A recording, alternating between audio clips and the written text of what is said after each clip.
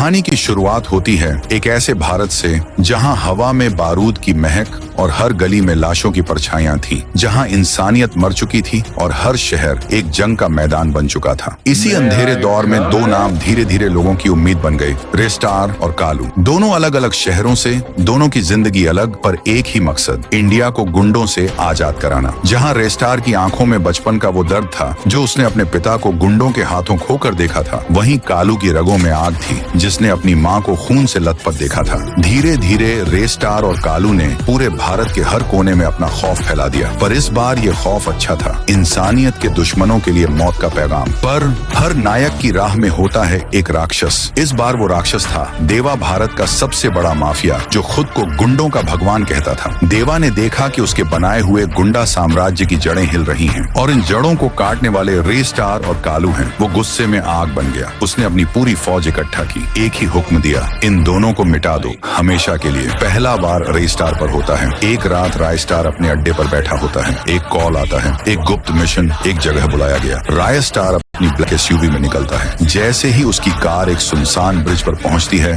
धड़ाम, पूरा ब्रिज हिल उठता है। आग, धुआं और मौत की गंध चारों तरफ फैल जाती है।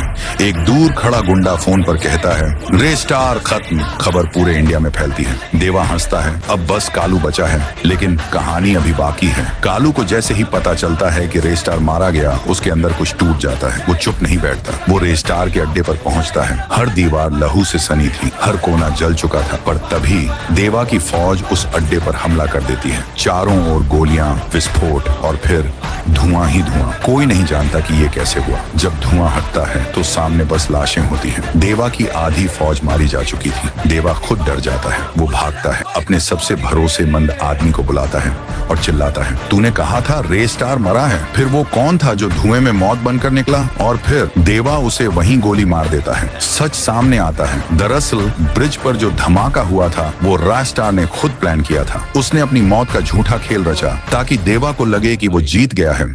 अंतिम सीन, रायस्टार और कालू साथ खड़े होते हैं एक वीरान मैदान में जहां देवा की पूरी फौज जमा है। रेस्टार की आंखों में आंसू हैं अपने झूठे मरने की वजह से, कालू का टूटा दिल देखकर, और कालू की आंखों में आग है देवा से सब कुछ खत्म करने के लिए। रेस्टार कहता है, इस बार अंत होगा, पर हम दो में से किसी का नहीं, सिर्फ देवा का। और फिर युद्ध शुरू होता है। गोलियों की बौछार, तलवारों की टंकार, रेस्टार और कालू एक साथ पूरे गुंडा साम्राज्य को राख बना देते हैं। देवा आखिर में रेस्टार के पैरों में होता है। कहानी खत्म नहीं होती, क्योंकि ऐसे लोग कभी मरते नहीं। रेस्टार और कालू अब नाम नहीं, एक उम्मीद बन गए थे। अगर आप चाहें तो इसका पार्ट 2 भी तैयार कर सकता हूँ।